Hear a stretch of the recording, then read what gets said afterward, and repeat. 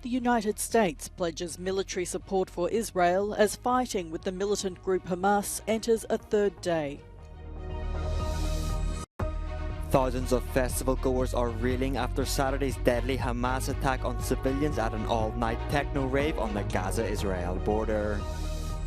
Mourners in Afghanistan continue to bury their dead after Saturday's 6.3 magnitude earthquake. At least 2,400 people have been killed. Luxembourg's three-party coalition led by Prime Minister Xavier Bettel is set to fall short of seats to form a new government. Israel's war with Hamas has entered a third day. Overnight, Israeli troops targeted hundreds of sites with suspected links to the militant group in the Gaza Strip. Israeli Prime Minister Benjamin Netanyahu approved the offensive after declaring war on Sunday and urged civilians in Gaza to evacuate. At least 770 Israelis have been killed since Saturday when Hamas launched the surprise attack. Hundreds have been taken hostage and thousands injured. Israel has stationed around 100,000 reserves near Gaza. Members of the UN Security Council have denounced Hamas. The US has pledged military support for Israel. A Palestinian representative to the UN says the attack comes after Israel's killing of hundreds of Palestinians this year and unrelenting military raids. Meanwhile, paramedics have recovered the bodies of 260 people killed by Hamas fighters at a music festival in Israel's south on Saturday. Palestinian officials say Israel's counter-offensive has killed at least 413 Palestinians and injured more than 2,000. Israel says it's targeting Hamas military officers and command centres.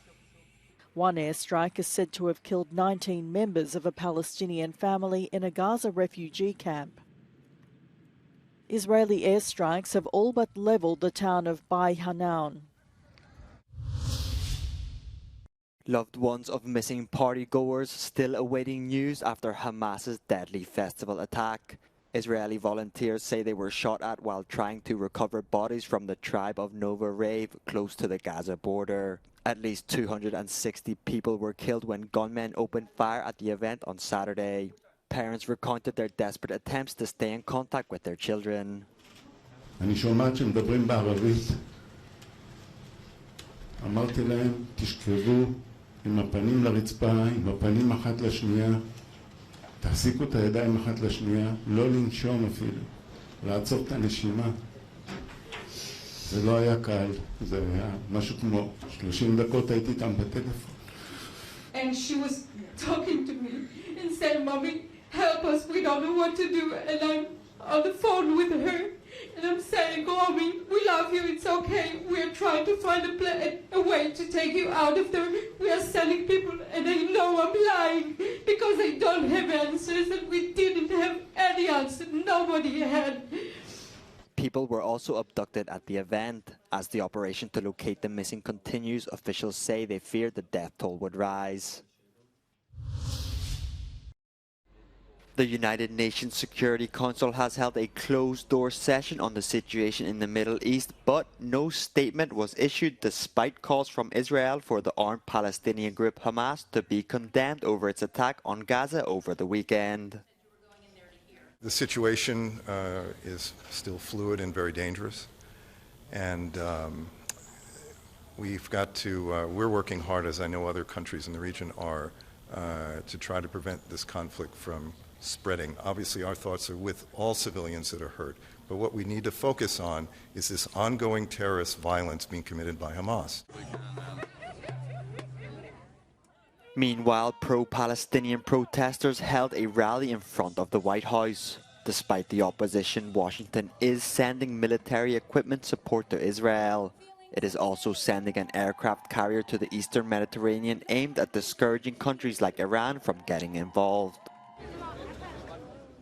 Back on European soil, several hundred people gather in Germany's capital on Sunday to show their support for Israel. But in Jordan, pro-Palestinian protesters gathered in the capital Amman. About 800 demonstrators carried pro-Hamas placards and chanted slogans.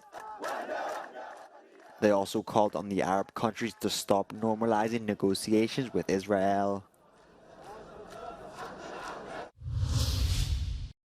Survivors of Saturday's deadly earthquake in western Afghanistan burying their dead. Authorities say 2,400 people have died after a 6.3 magnitude quake and 8 aftershocks struck 30 kilometers northwest of the city of Herat. Another 4.2 magnitude aftershock was felt in the same area on Sunday morning. Rescue teams are still trying to recover people trapped beneath the rubble, but digging equipment is in short supply and communicating between remote villages is difficult. A Taliban spokesperson from the country's disaster management ministry said the earthquake was, quote, unprecedented and warned the death toll was sure to rise.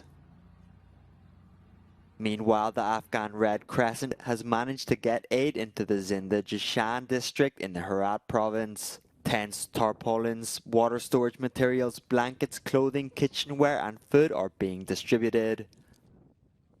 Afghanistan is frequently hit by earthquakes. In June last year, the province of Paktika was hit by a 5.9 magnitude quake, which killed more than 1,000 people and left tens of thousands without a home.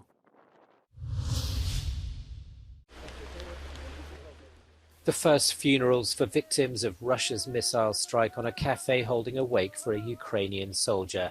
51 people from Hroza died, 12 more are unaccounted for. 600 метров, мой дом. Я услышал взрыв и сразу приехал в кафе. И там все, кафе сложилось, как картонная коробка. И все, я сразу начал помогать, вытаскивать тела, искать своих родных.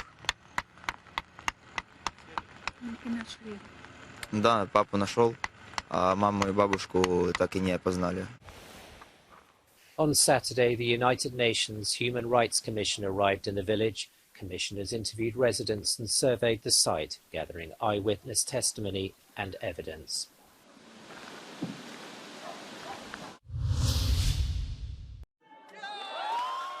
Provisional results for elections in 2 German states are in.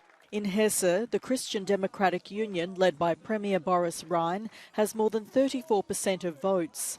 The far-right Alternative for Germany is in second place with 18%. In Bavaria, the Christian Social Union is projected to win 37% of votes. The right-leaning Free Voters has almost 16% and the Alternative for Germany 14.6%. The state elections are seen as a measurement of the national mood. With nearly all votes counted, it looks as if it's the end for the three-party coalition led by Liberal Prime Minister Xavier Bettel. A poor showing by the Greens has brought about his downfall. Projections show Bettel's DP Liberal Party surge from 12 to 14 seats in the 60-seat House. The Socialists held their 10 seats, but the Greens collapsed from 9 to 5. That would leave the coalition with 29 seats, short of the required number to continue for another 5 years.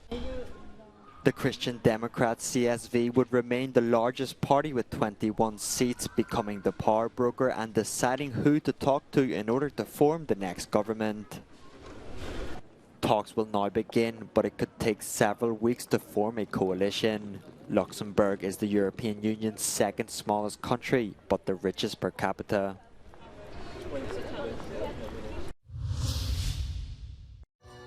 Right-wing officials joined a mass rally in Barcelona on Sunday to protest plans to grant jailed Catalan separatists an amnesty.